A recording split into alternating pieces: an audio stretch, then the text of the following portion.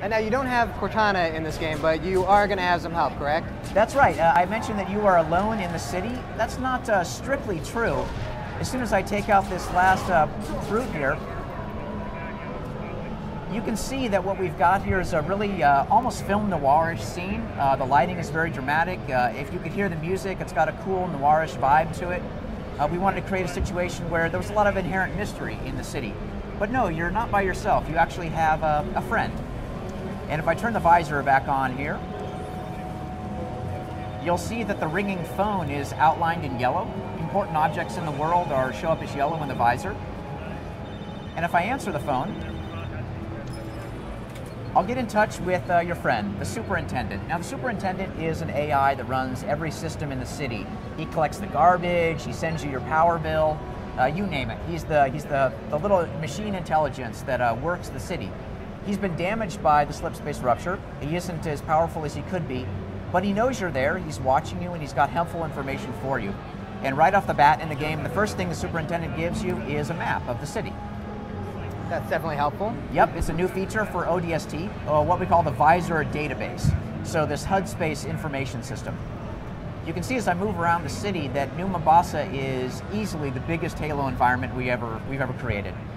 Filled with lots of interconnecting streets, wide open courtyards, basically a big non-linear playground that you can explore, looking for hints, all that sort of stuff.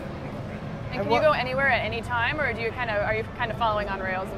No, we wanted to, again, harkening back to Halo 1, we had a lot of really fun, big, non-linear environments in that game.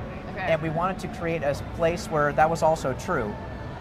There are certain things that we do to help guide the player, but there are very few hard stops in the city. Once we let you free in the wide city, you're free to go anywhere you want. Of course, that's also really intimidating, too. It's very easy for people to get lost, and when we didn't want that to happen. So on the left-hand side of the screen here, you'll see a variety of places that the superintendent has identified that he thinks are interesting.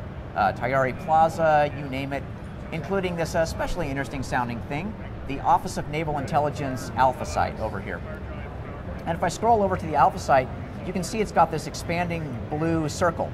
Well, that's what we call a beacon. And a beacon is just an area of interest where there might be a clue to the fate of one of your teammates. So because it's so expansive, I mean, how's the travel aspect to it? Do you have hotspots where you can travel back and forth, or is it like you're going to have to sit there and trek throughout the entire city? You do have to not just walk. We don't want to explain all the modes of transport that we're going to have. You're good. But there definitely is some elephant travel. Elephant travel, indeed. You know, when the game comes out, you'll realize just how true that almost was. Oh, look at that. Yeah. So just think about that for a little bit. So right at the beginning, you are just on your feet. And since this beacon is pretty far away, we've also given you the ability to set waypoints. Okay. So player-placed waypoints, you can put them wherever you want. Really easy to switch back and forth between them. Like I said at the beginning, or I hope I did, the campaign is all co-op. It has full support for co-op. Yep. So if you have 4 other ODSTs in the game, they can all place their own waypoints. You can switch back and forth between them. It's a really easy way to coordinate ambushes, set rally points, really coordinate your progress through the city. So I've got the beacon chosen, the Alpha site. I've got a waypoint set. I'll close down the Visor database. And you'll see now up in the compass, the blue diamond is my beacon, and the 2 green triangles are my waypoint. They all have distance to target information that shifts as you move around, and of course they'll swirl around on the compass to make sure they're reminding you of where you go. And the superintendent is going to be helping guide you along the way as well, so you don't have to just rely on these, right? Is that... Oh yeah, he's damaged, but he's smart. He knows what I picked, and he's actually going to help guide me there. So as I move forward, you'll see the superintendent is going to turn on some signs for me, help guide me along my way, and he's got other things that he can activate too that you'll see when you buy the full game. Do you ever get to see the superintendent? That would be a big letdown if you never did, I'd have to say. It would. Is he going to be hotter than Cortana? Maybe. Depends on what you think hot is. If you think machine intelligences are kind of sexy, then yes. Well, I guess hot for me then. Yes, me too. If you notice, the beacon that we've chosen is about 1 kilometer away. I don't want to waste your guys' time and walk there, so we'll just cheat and teleport really quick. Of course, this will never happen in the real game. Also, kids, cheaters never prosper. That's true. Unless they work at Bungie. Hey. Oh. So now we're much closer to the Oni Alpha site. If I walk forward and you can see the meters counting down, as soon as I get inside the beacon, your HUD will change and flash blue, so you'll know that you're close to the clue. We're not just going to place the clue in the middle of the beacon. You got to search a little bit for it. And again, this is where the visor is really useful. So I'll just kick that back on again. Because you've said this is like a detective story, basically. It's not just a straight run and gun shooter, right? Exactly. They're very subtle, very simple sort of mystery solving, searching. It's not a puzzle game. It's not a stealth game, but there are just touches of that to give it the right feel. So we'll move up here. And here we found a clue. Again, outlined in yellow by our visor. Now we're about to leave the nighttime city, so you guys have any more questions about... I think we want to see that awesome skyline. Oh, yeah. Yeah, that looks really, really cool.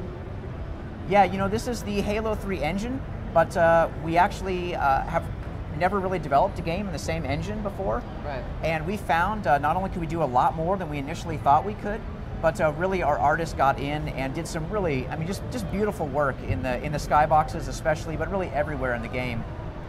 You'll see that stuff has changed since we dropped. The big space elevator is now in flames. There's this burning, mysterious building off in the distance. We don't know a lot about that, but maybe if we pick up the clue, we might find out a little bit more. I'd say we should pick up that clue. All right, sounds good. It's almost like you've seen this before. Yeah. I know things. It's true. It's good. It's good to be in the know. So now this is the other part of the game where you were talking in the E3 demo, the press conference, that you're going to be flashing back to a different timeline. Can you talk about, that's where we're going right now. Can you kind of explain how that works? Exactly. So at night in the city, you are the rookie. When you flash back in time, you're flashing back to a few hours before you wake up, and you're basically flashing back to different ODST members of your squad. In this case, you're going to flash back to Dutch and experience just a short amount of time from his point of view. This is 2 hours after the drop, so 4 hours before you wake up. And this is basically how the game works, flashing back to other ODSTs until the timelines converge and you solve the big mystery of the story. But you want to do this, be my guest. But this ain't a job you want to rush. That do it?